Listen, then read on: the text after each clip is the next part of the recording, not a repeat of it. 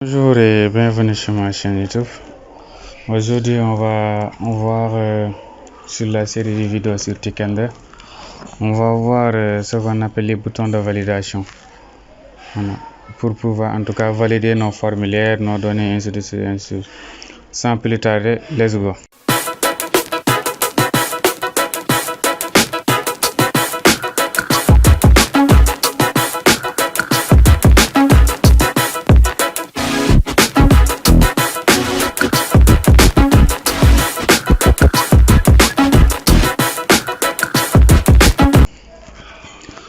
On va ouvrir notre éditeur de texte. Nous, on avait choisi comme éditeur Visual Studio Code.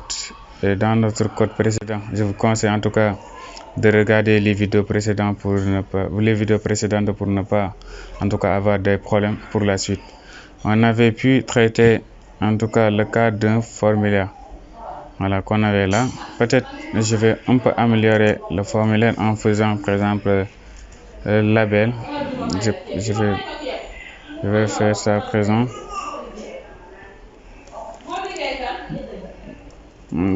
Faire ça. Voilà.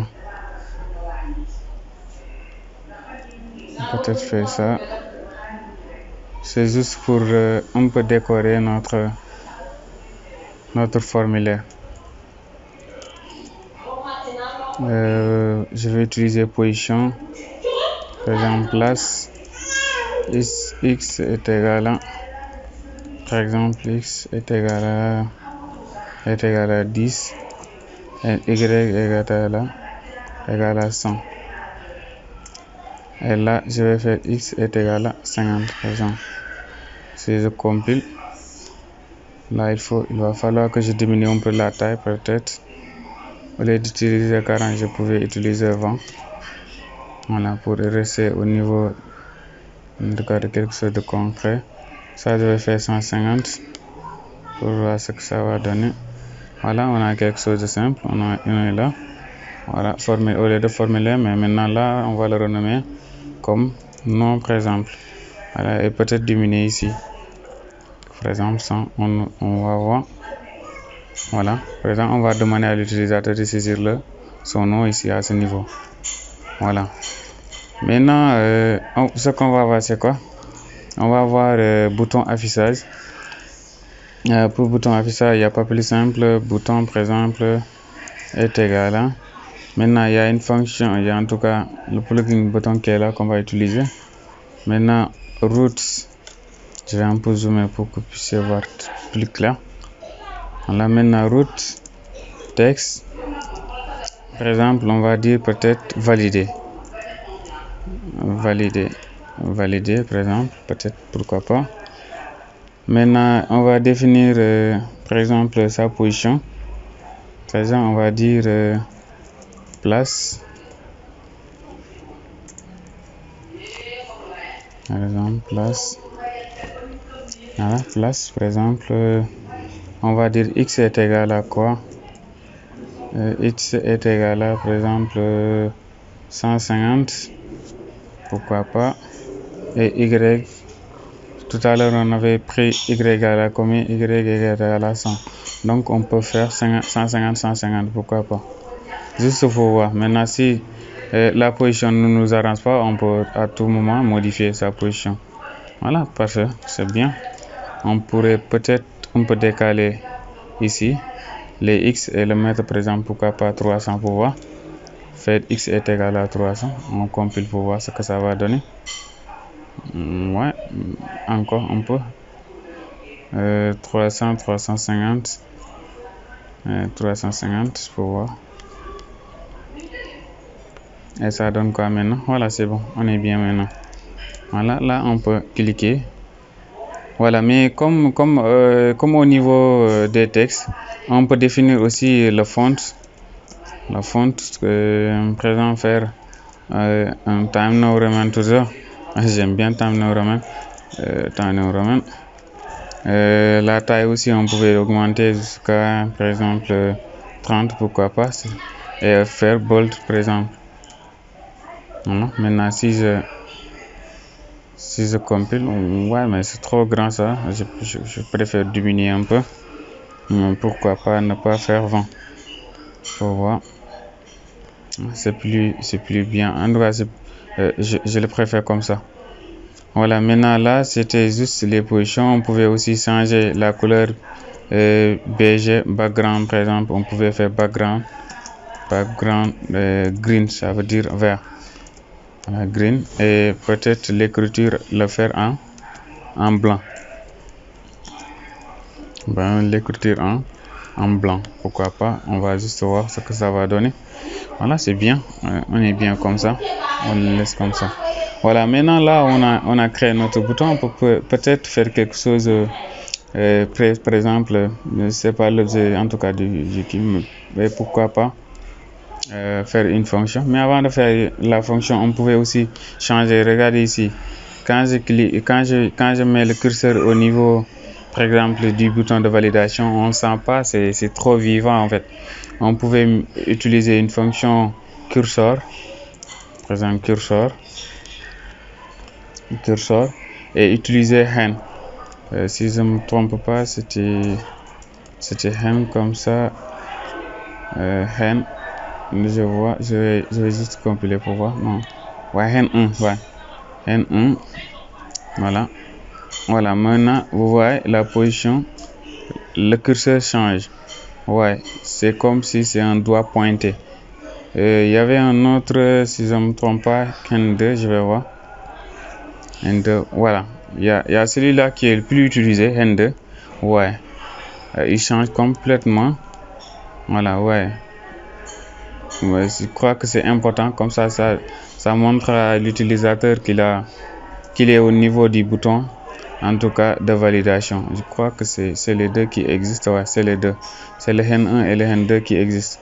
Voilà, mais moi je préfère sincèrement le N2 parce que c'est le plus joli à voir. Voilà, on est là. Voilà, ça change complètement en tout cas les choses. Maintenant, peut-être avant de vous quitter, c'est de vous créer une fonction. On va en tout cas y revenir dans les vidéos à venir, mais c'est juste pour vous montrer que la fonction fonctionne. Comment dire, le bouton fonctionne en tout cas parfaitement. Peut-être on va faire la fonction dev pour faire une fonction au niveau de Python. On utilise dev. Maintenant dev par exemple, non, on fait 2 points.